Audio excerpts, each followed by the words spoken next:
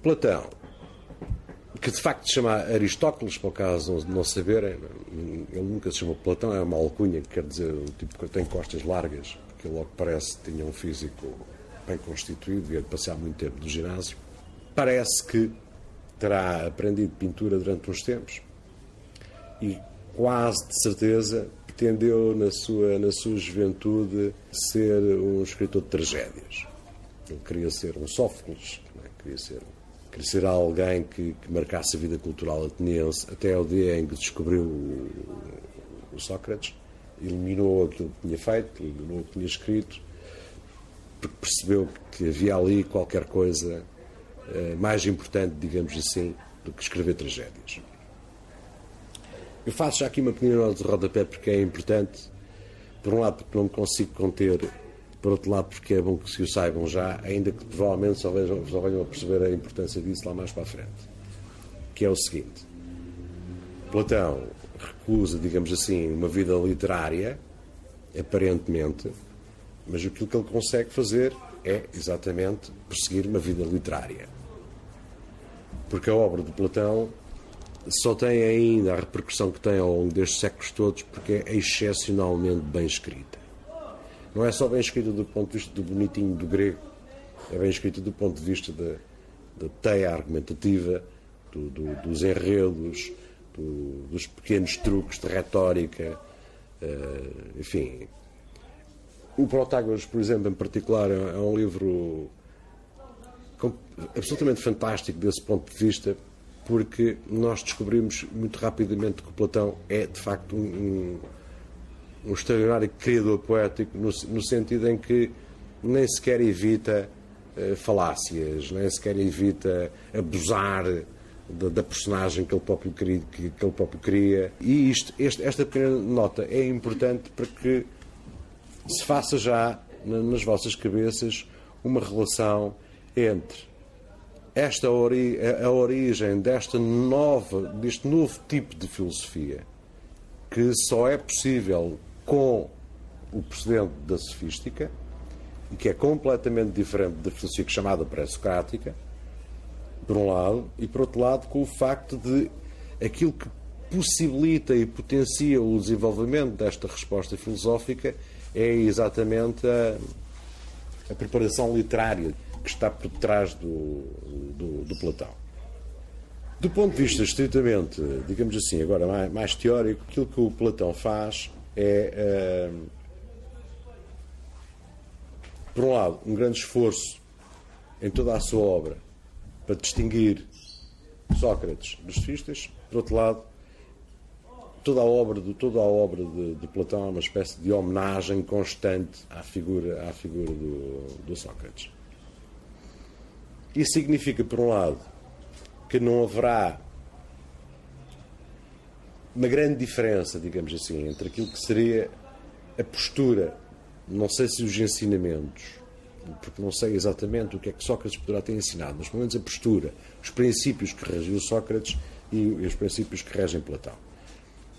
De um certo ponto de vista, se nós vimos o filme de uma maneira completamente diferente, é como se Platão fosse uma reencarnação do Sócrates, com outra oportunidade, digamos assim, de abordar as questões e com outra disposição e com outra visão, mas também com esta outra preparação que eventualmente o Sócrates não tinha, que é a preparação que lhe dá o manejo da língua e a capacidade literária que tem. O Sócrates era absolutamente reconhecível na altura as suas capacidades retóricas também, como é evidente, por isso é que era confundido com o sofista, mas não só pelo facto de não ter escrito, mas pelo facto de se poder ter uma grande capacidade retórica, de argumentação e de persuasão, não ter necessariamente que se ter, chamemos-lhe, jeito para escrever da maneira que o Platão escreveria. Portanto, o Platão, entre Sócrates e Platão, poderíamos inclusivamente considerá-los uma unidade. Quer o Sócrates como figura ficcional do Platão, quer o Platão como um prolongamento pós-mortem do Sócrates com uma nova perspectiva e com uma nova oportunidade. Eu já vos falei um pouco a propósito da bibliografia daquelas obras que são nucleares, e eu, porque não tenho maneira nenhuma de conseguir falar das obras todas do Platão, escolho tratar um tema que eu acho que é de razoável conhecimento de cultura geral, que é a história da alegoria da caverna. Não sei se já ouviram falar, pelo menos se não leram a República, já ouviram falar da alegoria da caverna, basta ter passado pela escola que eu acho que isso ainda se fala, não deve ser por muito mais tempo, suspeito. A alegoria da caverna é muito curiosa e a propósito disso, e em consonância com aquilo que eu estava a dizer antes, a propósito das qualidades literárias da obra do Platão, convém que se diga já que a teoria das ideias de que se fala a propósito da alegoria da caverna normalmente leva a letra, toma a sério, demasiado a sério, aquilo que se passa na obra do Platão. A maior parte das ideias atribuídas ao Platão como sendo a essência do pensamento platónico, digamos assim, a coisa mais séria, aparecem sempre na obra do Platão em mitos e alegorias. Ora, mito e alegoria são ficções, são histórias. Ele inventa uma história. Vamos imaginar que... E, portanto, esta fusão, digamos assim, entre aquilo que são as grandes teses filosóficas e, ao mesmo tempo, que ocorrem sempre em grandes momentos de ficção, é bom que não percam de vista, porque é importante para se conhecer, ao contrário do que acontecia com Sócrates, aquilo que está por trás da construção conceptual que nós vamos usar aqui. Isto é, a consciência de que se trata de uma ficção. As ideias, quando se fala das ideias do Platão, e já vamos falar um bocadinho disso, isto não quer dizer nunca, de maneira nenhuma, não estamos autorizados de maneira nenhuma a dizer que o Platão acredita seriamente naquilo que está a dizer como se existisse de facto. É como se. Okay? As ideias platónicas são como se. Mas são como se que servem de instrumento para a conceptualização. Certo? Portanto, aquilo que eu vos disse há bocado, isto é, a tentativa de passar do particular ao universal, é exatamente o tema, o problema que o Platão recebe e que ele trata. Chama-se agora uma ideia, uma forma pura, mas essa ideia ou forma pura é ficcional no sentido em que ela não se vê, ela não é tangível, ela não é, digamos assim, uma realidade com a qual nós nos possamos encontrar, mas é uma realidade que, como tem que existir, tem que ser criada. E, portanto, é uma criação.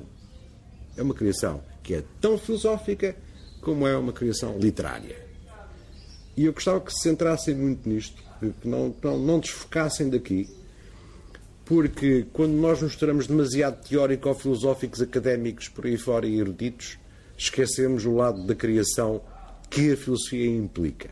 E esquecemos que a filosofia é a boa filosofia, a filosofia excelente é uma criação, é uma ficção.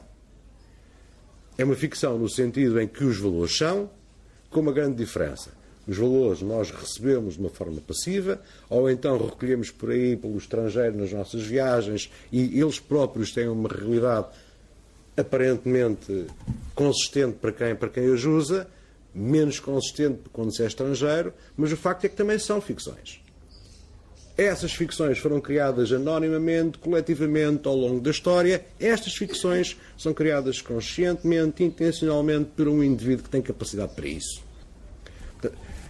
A diferença em que nós nos encontramos é a diferença entre aquilo que é o valor popular, não é? Da cultura popular, e aquilo que já provavelmente não é um valor, no sentido em que há uma pluralidade, mas em que há só um, que é um princípio, é um motor gerador de valores, mas esse princípio tem um estatuto completamente diferente na medida em que ele é criado por um autor.